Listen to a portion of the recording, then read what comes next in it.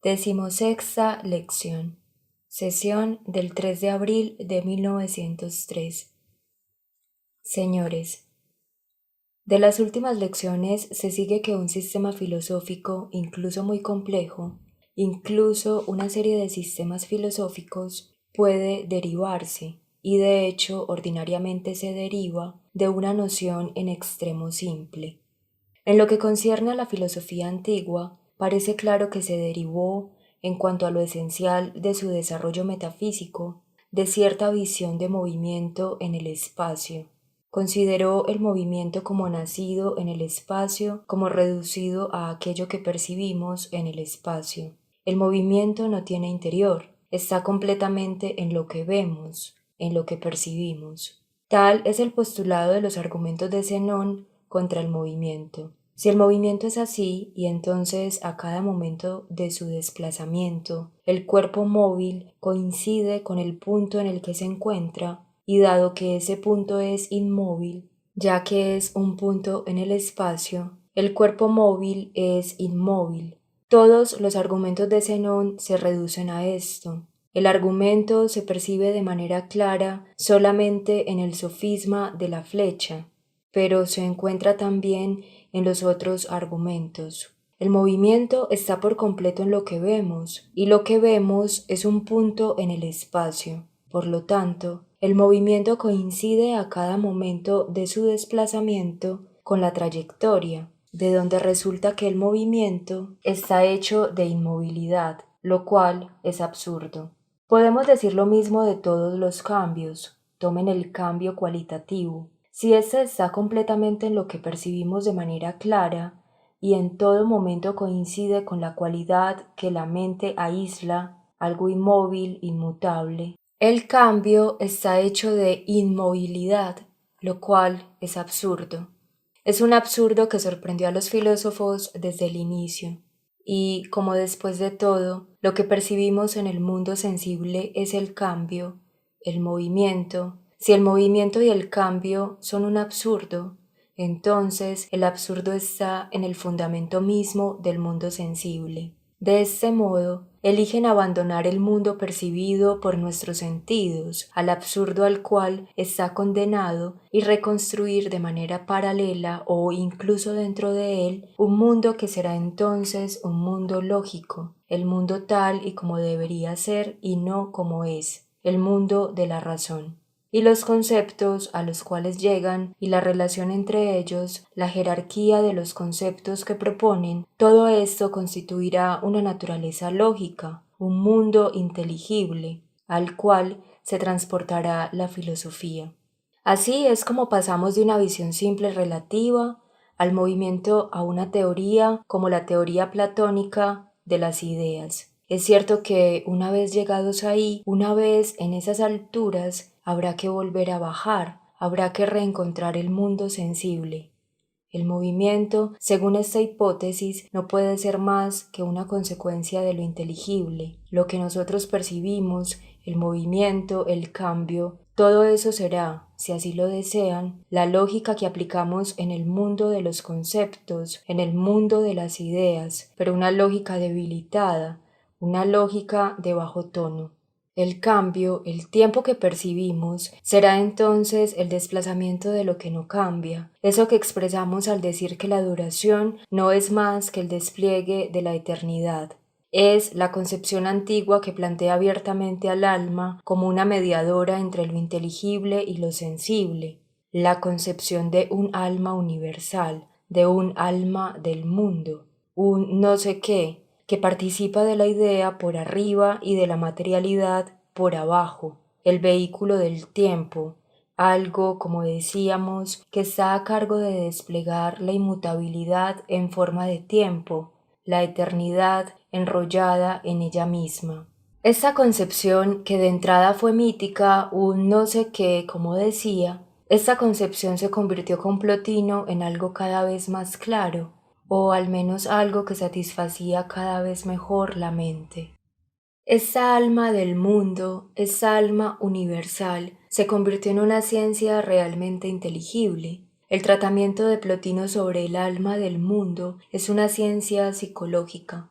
Aunque el alma del mundo no tenga conciencia, puede adquirirla en el detalle del alma individual. No tiene conciencia, pero aún así es algo psicológico y algo racional, puesto que las ideas se encuentran así en el alma del mundo, un medio para descender. Sea como sea, Plotino lo estudió tan bien que, aunque la conciba como la última hipóstasis, es esa la que nos intriga y capta nuestra atención cuando leemos las Eneadas. No sorprende entonces que los platónicos del Renacimiento que dijeron ser los discípulos de Platón, puesto que hay más neoplatónicos que platónicos y tienen mucho más que ver con Plotino que con Platón, no es ninguna sorpresa que esos filósofos hayan dejado de lado las otras dos hipóstasis, o que al menos no las hayan considerado como la esencia de la filosofía.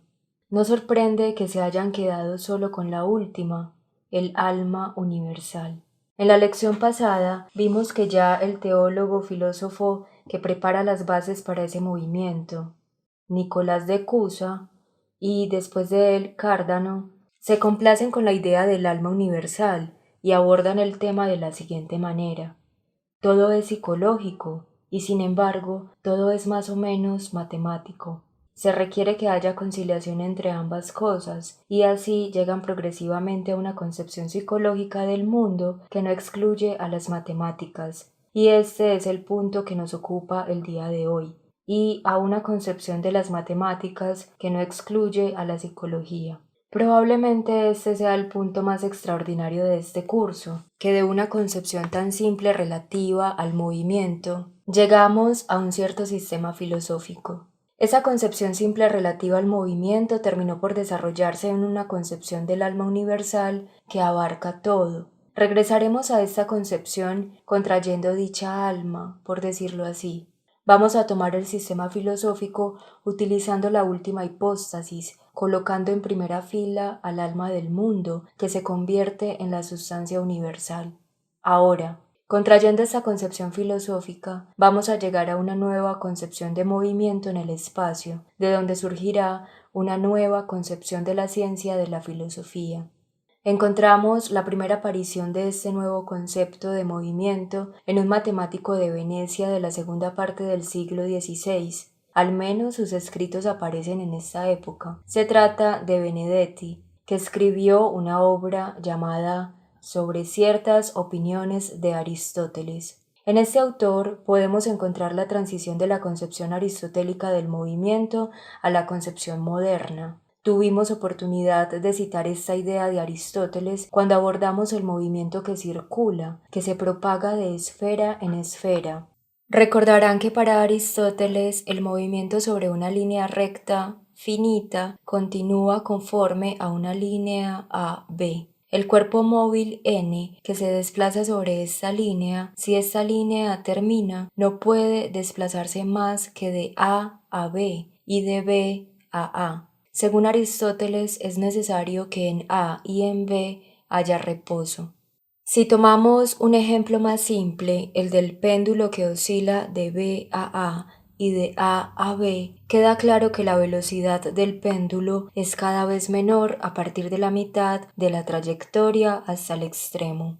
En cada cambio de sentido, en los extremos, cuando el péndulo regresa sobre sí mismo, por decirlo así, hay detención y la velocidad es nula.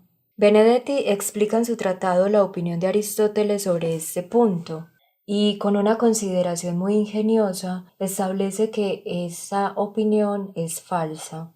He aquí brevemente su demostración. Consideremos una circunferencia y fuera de ella una línea recta. Fuera de esta línea hay un punto situado del otro lado de la recta en relación con la circunferencia. Pensemos en un cuerpo móvil que se desplaza con un movimiento uniforme sobre la circunferencia, un cuerpo que gira sobre el círculo en la dirección de las manecillas del reloj. Hagamos de ese punto n'. Supongamos, pues esto resulta necesario para comprender el razonamiento de Benedetti, que a cada instante de su movimiento el punto n' está unido al punto S. Consideremos la recta Sn', la cual es móvil como el punto n'. Llamemos n al punto donde la recta móvil Sn' corta la línea XY. Tenemos el móvil n' que se mueve sobre la circunferencia y la recta Sn', de la cual el punto S está fijo y el extremo n' es móvil.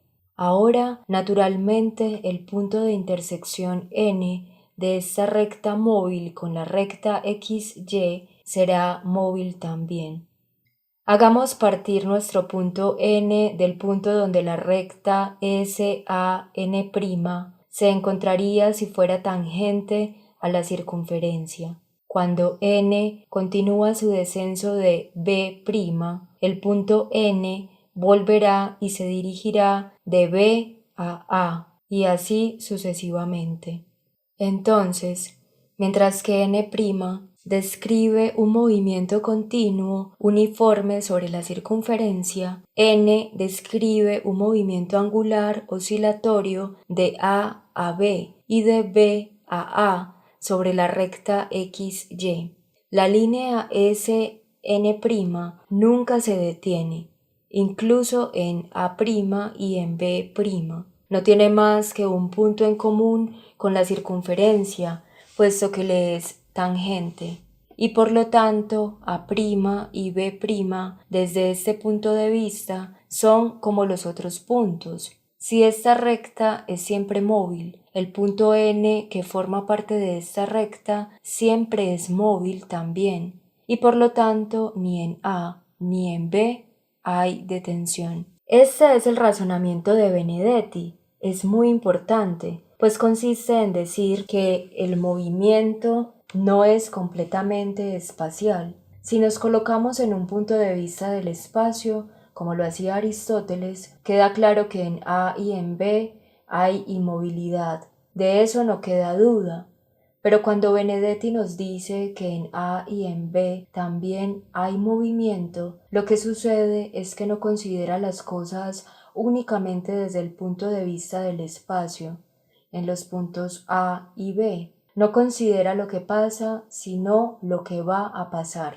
Él considera que no tenemos el derecho de aislar un punto matemático del movimiento que dura. Considera que en cada punto matemático del espacio está no solo lo que pasa en ese punto, sino también una anticipación de lo que sigue. Dicho de otra forma, no considera el movimiento como puramente extensivo, sino de cierto modo como intensivo, como si tuviera un interior.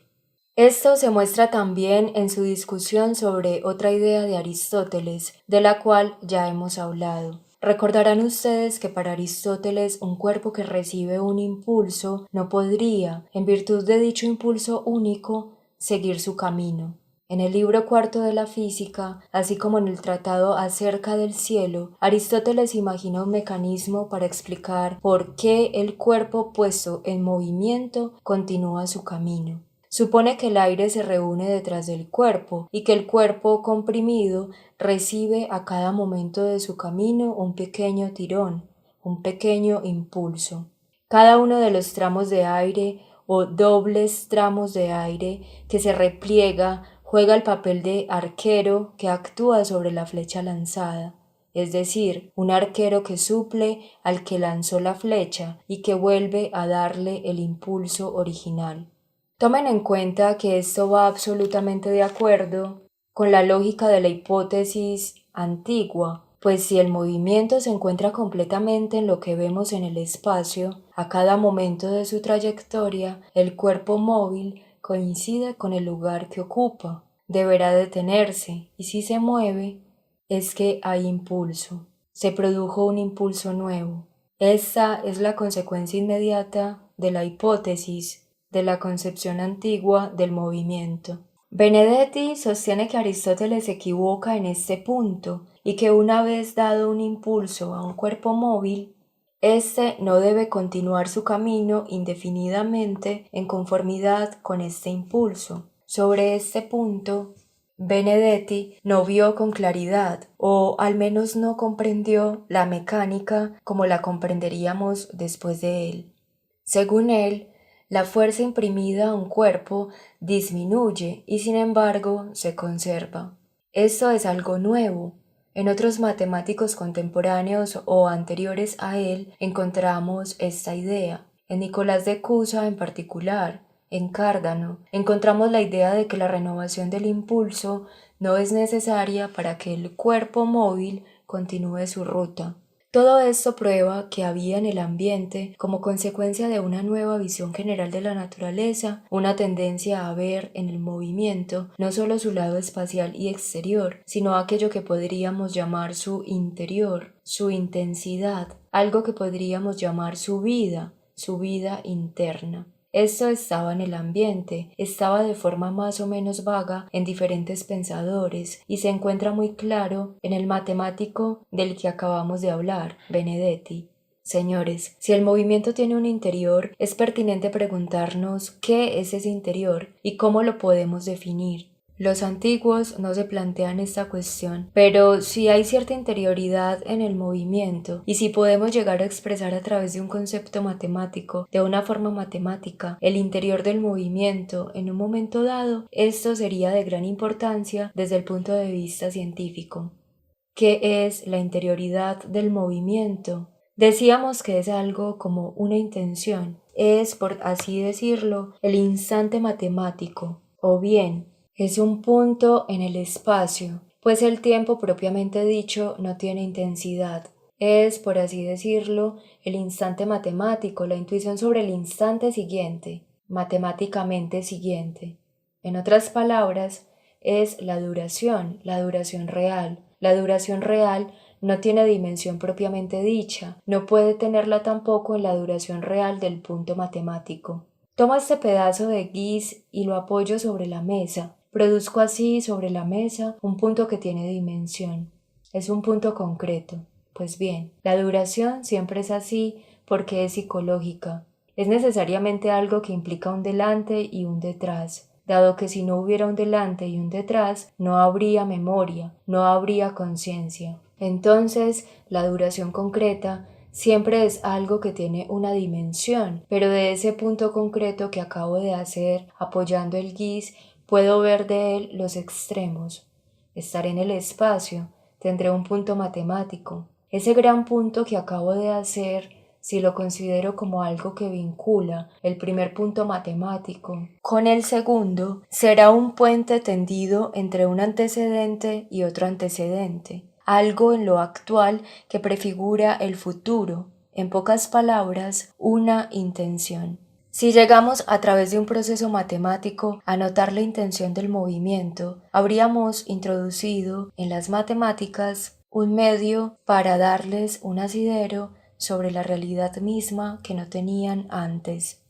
En esto consiste la innovación de Galileo, y es en esto en lo que consiste generalmente el punto de vista moderno sobre el movimiento. Observen que los antiguos nunca definieron ni la velocidad ni mucho menos la aceleración del movimiento. Me habría encantado que hubieran definido la velocidad en el caso de un movimiento uniforme, pero para empezar, la definición del movimiento uniforme era algo infructífero, sin aplicación práctica. Y más aún, la definición del movimiento uniforme era para los antiguos defectuosa, pues, tal como lo hizo notar con gran profundidad Galileo, decir que se trata de un movimiento en el cual un espacio igual se recorre en un mismo tiempo no es suficiente. Si lo que se toma en cuenta son espacios finitos y tiempos finitos, podremos siempre preguntarnos si a cada momento, cada parte del tiempo, el movimiento es uniforme. Si los tiempos y los espacios se consideran finitos, la igualdad de los espacios recorridos en tiempos iguales no obedece más que a que las desigualdades se compensan unas en otras, de tal suerte que ambos, espacio y tiempo, son iguales. En realidad, para que la uniformidad fuera completa, sería necesario que hubiera de alguna manera tiempos infinitamente pequeños, sería necesario introducir la idea de lo infinitamente pequeño. En todo caso, esto es indispensable para definir la velocidad del movimiento variable. ¿Qué es la velocidad del movimiento variable? No es algo actual, es algo que desde el punto de vista espacial es virtual. Es lo que haría el cuerpo móvil si hiciera lo que quiere hacer. Es una intención. Es el registro de una intención. Entonces, ese registro de la intención se lo debemos justamente a Galileo. Él mostró que, dada la relación que conecta los espacios entre sí, para pasar de cierto tipo de relación a otra, aquello que muestra la velocidad en el movimiento, es decir, una causa determinada que lleve a adquirir un incremento infinitamente pequeño de espacio y un incremento correspondiente infinitamente pequeño de tiempo, el registro de la velocidad y de la aceleración no es más que el registro de una intención. Y esto no es posible más que desde una perspectiva matemática que a su vez considere el movimiento desde un punto de vista en alguna medida psicológico y que considere al tiempo como poseedor de un interior. Esto equivale a decir que la idea maestra de las matemáticas modernas, su idea directriz, se encuentra definitivamente en Galileo. De eso no cabe duda, de ahí proviene, pese a que Galileo no le haya dado un símbolo preciso, una notación especial a lo infinitamente pequeño, entendido de esta forma. No ofreció tampoco una regla especial o una regla general para aplicar esa notación, pero dicha noción, tal como la veremos enseguida, proviene de una consideración al respecto del movimiento y de los trabajos de Galileo. Señores, no puedo entretenerme en un estudio que está fuera de la materia de este curso y que sobre todo no es de la competencia de quien lo imparte. Además, sobre este punto, la conclusión a la que llegaría partiendo de las premisas que hemos planteado sería muy distinta de las conclusiones a las que nos conducen los matemáticos, los hombres competentes en esta materia. Esto es entendible. Ellos se colocan en el punto de vista de las matemáticas, en el punto de vista de la exposición más precisa, la más rigurosa posible dentro de las matemáticas. Desde este punto de vista, podemos decir que en los últimos años ha habido un progreso enorme y que se le ha podido dar a las nociones fundamentales del análisis matemático una precisión, un rigor que no habían tenido antes. Pero una cosa es el rigor, la lógica perfecta en estos temas. Otra cosa es el punto de vista del origen real, el punto de vista histórico, el punto de vista de la intuición primitiva, la intuición de donde proviene el resto. Siendo esta intuición un hecho histórico perteneciente al dominio de la historia y en particular de la historia de la filosofía, basta consultar los textos y estudiar a los autores mismos para entender los orígenes.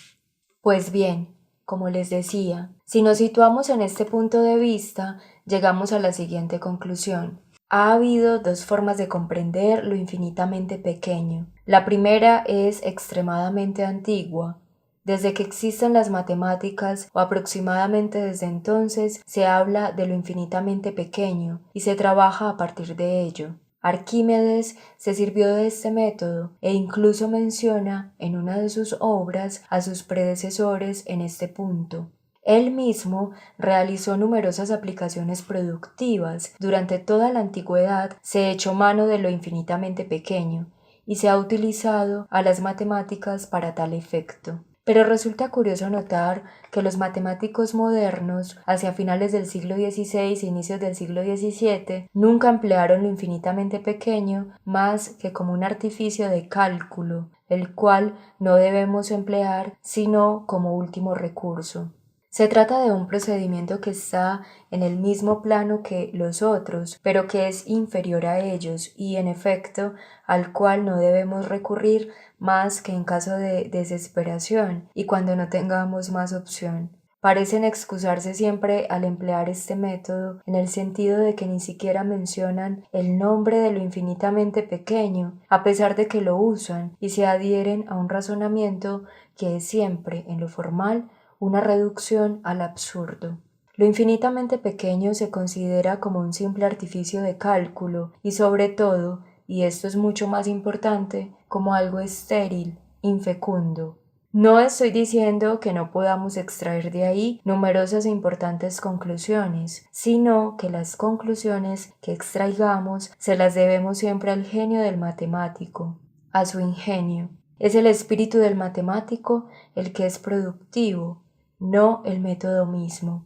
A partir de cierto punto, esta noción que no había tenido al principio más que un papel accesorio en las matemáticas, no solo se vuelve una noción importante, sino que parece acapararlo todo. Pasa en todo caso a un primer plano y sobre todo parece estar dotada de vitalidad propia, parece ser fértil por sí misma e implicar conclusiones importantes. Si comparamos las dos nociones de lo infinitamente pequeño concebidas de esta manera, por un lado la que llamaré exagerando las cosas estéril y por otro la que llamaré fértil, he aquí lo que encontramos. En el primer caso, lo infinitamente pequeño se trata como un simple artificio de cálculo, como acabo de decirlo. En el segundo caso se trata como una realidad. Más sencillamente, en el primer caso, se trata de una noción negativa. Lo infinitamente pequeño se define por una negación. Es una cantidad tal que, tan pequeña como la concibamos, nunca será tal. Siempre será necesario ir más lejos. Es una cantidad más pequeña que cualquier dato. Es algo negativo. Según la otra concepción, lo infinitamente pequeño se vuelve algo positivo, y quizá lo más positivo que haya. Es aquello que engendra la magnitud, lo que engendra la cantidad. Para hablar con mayor claridad, para colocarnos desde la perspectiva específica del curso, diría lo siguiente. En el primer caso, lo infinitamente pequeño se trata como algo en el espacio. Por eso lo consideramos algo puramente negativo, pues en el espacio no puede haber algo infinitamente pequeño. Tomemos una magnitud tan pequeña como sea posible. Podemos dividirla a la mitad, tomar la mitad de la mitad y así sucesivamente. Seguiremos estando muy lejos de lo infinitamente pequeño. Sin importar qué tan lejos vayamos, siempre habrá una distancia infinita entre el punto en el que estamos y al que deseamos llegar. Desde el punto de vista del espacio, no puede haber algo infinitamente pequeño, pero el segundo punto de vista corresponde al tiempo, el punto de vista de la duración interior. En la duración existe lo infinitamente pequeño, e incluso no hay más que eso. No lo infinitamente pequeño como magnitud, como cantidad, sino lo infinitamente pequeño como intención, como intensidad. Pues la duración es eso, es la intención móvil y la intención es la intuición. Es algo que implica siempre desde el punto de vista del análisis una dualidad, pero dos puntos matemáticos cualesquiera que estos sean, son siempre una unidad. En otras palabras, también lo infinitamente pequeño es una noción negativa si pretendemos conseguirlo a través de la división, a través de la descomposición de lo que es, pero se vuelve una noción positiva y una realidad cuando, en lugar de dirigirnos a él, partimos de él. Nunca llegaremos a lo infinitamente pequeño a través de la división, pero podemos partir de ahí y si así lo hacemos, colocándonos en la duración propiamente hablando, llegaremos a una realidad, a algo positivo. Es fácil ver en qué momento se produce esta revolución relativa a la concepción de lo infinitamente pequeño y bajo qué influencia. Les decía que los antiguos matemáticos griegos utilizaron el método de lo infinitamente pequeño. Consiste en establecer que cierta magnitud que queremos medir puede ser medida por otra magnitud y en mostrar que esta segunda magnitud es igual a la primera, estableciendo que la diferencia entre las dos puede ser más pequeña que toda cantidad dada. Ahora bien, este método fue seguido hasta el siglo XVI o XVII. Hay un matemático cuyos trabajos marcan, por así decirlo, el límite, la transición del primer punto de vista al segundo. Se trata de Cavalieri. Este matemático imaginó el método de los indivisibles, en el cual no insistiré demasiado, pero se trata de un método según el cual, para emplear sus propias expresiones, la superficie está compuesta de líneas, por ejemplo, el triángulo está compuesto por paralelos en su base, la pirámide está compuesta de todas las secciones paralelas en su base, y por tanto el volumen estaría compuesto de superficies y la superficie de líneas. Cavalieri otorga a lo infinitamente pequeño un papel positivo, lo convierte en algo real. Por eso podemos decir que se encaminaba ya por la vía de las nuevas matemáticas. Sin embargo, permanece en el espacio, y de ahí que haya cierto absurdo en su método, el cual debe señalarse de inmediato. Resulta absurda la pretensión de crear, de hacer un volumen a partir de superficies por vía de compensación. Cavalieri, deseando estar en regla con la lógica, fue conducido, y debía hacerlo necesariamente, al punto de vista antiguo. Fue obligado a mostrar que su método no difería del de Arquímedes, según el cual lo infinitamente pequeño no era más que un artificio de cálculo. Sin embargo, vemos en él la tendencia a considerar lo infinitamente pequeño como algo positivo y al mismo tiempo la imposibilidad de hacerlo por permanecer en el espacio. A diferencia de cuando nos colocamos en el tiempo, este método se desarrolló por sí mismo, de tal forma que no podemos decir quién lo inventó. Podemos decir genuinamente que se produjo él mismo. Hemos hablado de Galileo, pero era para extraer del análisis infinitesimal de lo infinitamente pequeño en la duración según la concepción de Galileo, algo que fuera aplicable no solo a lo que se mueve, sino también a lo que no se mueve. Me explico. Se trata de considerar cosas que son tal como las percibimos inmóviles, mediante un método que se coloque dentro del movimiento, en la movilidad. A priori podemos decir que es posible, pues lo que llamamos la inmovilidad nunca es más que una visión estable del movimiento. Cualesquiera que sean las realidades inmóviles que consideremos en el espacio, estas son en efecto movimiento. ¿Cómo decirlo? Solidificado, concretado, movimiento considerado desde cierto punto de vista. Tenemos aquí una hoja de papel sobre la que he escrito algunas líneas. ¿Qué son estas líneas? De cierta forma, son el movimiento de la mano que trazó estas líneas, pero detenido, inmovilizado. El movimiento es la realidad verdadera. ¿Qué es la hoja de papel? Es el trabajo del obrero que convirtió los pedazos de madera en papel, pero solidificado, concretado, inmovilizado. Esos pedazos de madera, ¿qué son? Son el trabajo del sol, es decir, un movimiento vibratorio ejecutado durante muchos años por el sol, el trabajo del sol que hizo crecer al árbol, la planta de algodón, y así sucesivamente. Mientras más avanzo, o mejor dicho, mientras más retrocedo en este análisis, más me acerco al movimiento. En suma, lo real es el movimiento. Lo que llamo extensión es un espacio cualquiera que no es más que una visión. Si queremos concebirlo con una metáfora, es un registro donde se tienen, por así decirlo, los anales de la duración. Lo real es la duración. El espacio es como un catálogo donde se inscribe la extensión, nada más. Cuando consideramos las cosas de esta forma, llegamos a una concepción opuesta a la concepción antigua. La ciencia es esencialmente dinámica y no estática. Es evidente que esta ciencia no pudo constituirse así de golpe. Comenzó con la duración como algo estable, una detención, la inmovilidad, pero señalé que la notación considera no la figura, sino el movimiento sobre la cual está trazada la figura. No hablo del movimiento exterior en el espacio, pues para eso podríamos referir incluso a la geometría de Descartes. Consideren un punto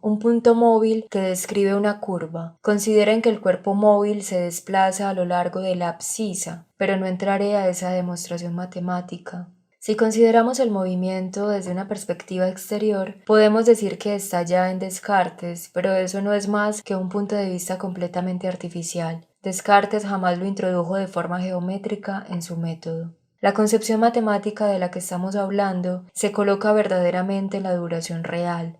¿Cómo lo hace? Señores, la explicación que no puedo darles más que de manera muy resumida es tal que desde el punto de vista lógico puede parecer absurda. Pero desde el punto de vista metafísico me parece que es la explicación real. Desde este punto de vista, es necesario considerar la línea recta como si fuera una intención. No veo otra forma de definir la línea recta. Se trata de una intención. Será preciso que tenga una dirección. Estoy de acuerdo en que tomemos la palabra dirección desde un punto de vista geométrico, pero se trata de otro método puesto que la dirección no se puede definir más que por una línea recta. Digamos que una recta es una dirección. Ahora, si tomamos un punto en un momento dado, un cuerpo móvil en un momento dado, y si consideramos la recta en el espacio, queda claro que el cuerpo móvil no puede tener más que una dirección. Se encuentra necesariamente sobre una u otra recta. Pero si nos colocamos en la duración, si consideramos el interior del cuerpo móvil, puede haber dos o incluso más direcciones diferentes, dos intenciones diferentes. La vida psicológica es así. Una intención simple que al mismo tiempo son muchas intenciones. No puedo tomar una decisión sin tener una infinidad de motivos. En otras palabras, una intención simple es al mismo tiempo múltiple en la duración, y eso no tiene nada de contradictorio.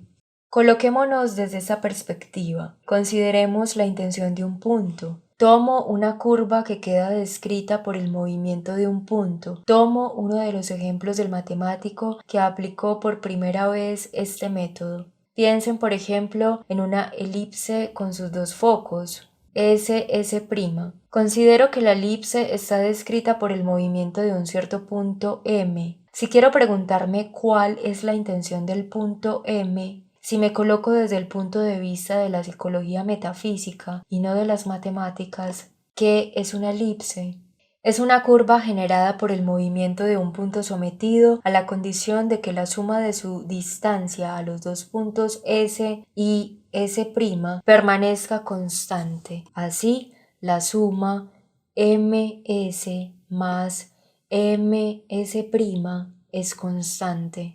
Supongamos que el cuerpo móvil se desplaza de izquierda a derecha. ¿Cuál es la intención del cuerpo móvil? Se debe desplazar de forma tal que la suma de su distancia entre dos puntos, S y S', permanezca constante.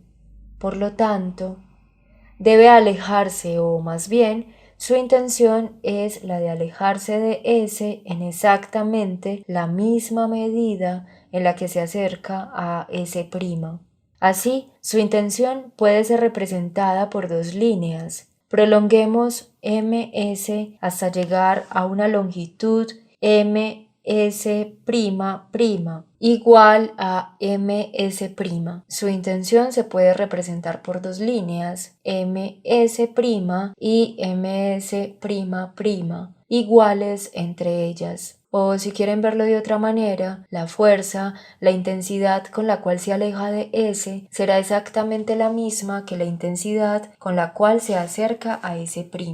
Estas dos líneas, ms' y ms', supuestas iguales entre sí, ponen de manifiesto esta doble intención. No es posible que el punto M ocupe al mismo tiempo dos líneas en el espacio, que se mueva al mismo tiempo en dos direcciones diferentes, pero en el tiempo comprendemos que ambas intenciones hacen una. Es necesario que sean una, pues un punto no puede hacer más que una cosa a la vez. Si no fueran más que una, geométricamente esta intención se manifestaría a través de la bisectriz del ángulo S'Ms', pues no hay razón alguna por la que el punto que manifiesta esta intención esté más cerca de una que de otra línea, ya que son iguales.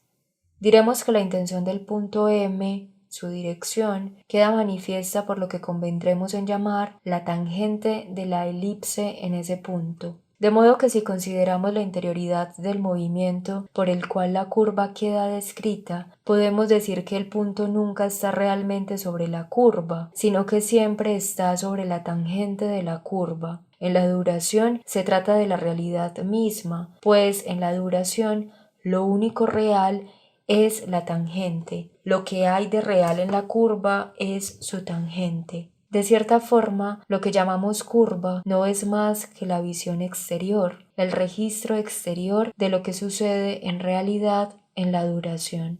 Acabo de exponer en términos metafísicos esta intención. Lo cierto es que todo esto se encuentra en los matemáticos a partir de Galileo. Hay una corriente que parte de Galileo, que continúa con Roberval y llega a Barrow, el matemático inglés que fue profesor de Newton. La idea esencial del análisis infinitesimal de los modernos ya se puede encontrar por muy poco en Barrow. A Newton y a Leibniz no les quedaba más que encontrar la notación apropiada, lo cual, por lo demás, es mucho. No disminuye su gloria. Esto no disminuye en nada la gloria de Newton y sus cálculos, esos cálculos de aplicaciones maravillosas. La verdad es que de Galileo a Roberval y con el maestro de Newton, el cálculo evoluciona y se encuentra efectivamente constituido en el momento en que Newton le da la notación apropiada. ¿En qué consiste esta evolución? Es una evolución que consiste en tratar el cálculo de forma cada vez más geométrica. El tratado de Roberval se basa en la idea de que una curva plana, por ejemplo, debe considerarse como el resultado de la composición de dos movimientos, la idea que, en efecto, acabamos de explicar. Así pues, cuando Newton establece las reglas para ese cálculo, va más lejos que sus predecesores. Es un verdadero inventor, puesto que muestra los beneficios que se pueden extraer del invento. Se puede decir asimismo que en el sentido metafísico, Newton va aún más lejos que ellos, puesto que nos muestra mejor que sus predecesores lo que podríamos llamar el punto de vista metafísico del cálculo. Veamos a continuación algunos textos que muestran que Newton vislumbró la dimensión metafísica del cálculo. Este es un pasaje, por ejemplo, del primer volumen de los Opúscula. No considero aquí que las cantidades matemáticas estén constituidas por partes lo más pequeñas posibles, sino que están descritas por un movimiento continuo. Las líneas son descritas y creadas en su descripción, no gracias a la adición de distintas partes, sino por el movimiento continuo de puntos, las superficies por el movimiento de líneas, los sólidos por el movimiento de superficies, los ángulos por la rotación de lados, el tiempo por un flujo continuo, y así sucesivamente. El tiempo matemático mismo es generado por el flujo. Hay algo entonces que es más profundo que el tiempo matemático. Se trata del flujo, lo que nosotros hemos llamado la duración. Agrega lo siguiente, que además es muy importante. Esas creaciones tienen lugar realmente en la naturaleza y se ven todos los días en el movimiento de los cuerpos. De modo que se trata de creaciones reales. La continuación de este pasaje no es menos instructiva. Dice: considerando que las cantidades que aumentan en tiempos iguales y se generan a través de ese incremento se encuentran más grandes o más pequeñas según la velocidad más o menos grande de su incremento y de su generación, busco un método de determinación de cantidades a partir de la velocidad de los movimientos o incrementos que los generan, y llamando fluxiones a esas velocidades de movimiento o de crecimiento y fluentes a las cantidades generadas, logré llegar poco a poco durante los años de 1665 y 1666 al método de fluxiones del que he echado mano aquí para la cuadratura de curvas. Podemos comparar con este pasaje la idea de Newton que habla de ciertas visiones, o bien de la visión primitiva, lo que hoy llamamos la derivada. Él se refiere a la visión primitiva de las cosas generadas, genita. Es muy interesante que si hubiera tenido que elegir, si hubiera estado en presencia de nuestra terminología, visión derivada y visión primitiva, lo que él llamaría derivada es lo que nosotros llamamos primitiva y lo que él llamaría primitiva sería la derivada. La visión derivada, que en realidad es la que engendra a la otra. Eso quiere decir que nosotros, si nos colocamos desde el punto de vista metafísico puro, nos colocamos en el punto de vista inverso a la invención del cálculo. El punto de vista de la invención del cálculo es naturalmente mucho menos riguroso, pero es el punto de vista de la duración que debemos considerar. Hoy nos hemos adentrado en consideraciones muy especializadas que son en parte matemáticas y en parte metafísicas. En las 3 o 4 lecciones que nos quedan para terminar este curso, vamos a retomar la filosofía propiamente dicha. En la próxima lección, es decir, el 24 de abril, mostraremos la influencia de esta transformación en las ideas desde el punto de vista filosófico, considerando el sistema de Descartes.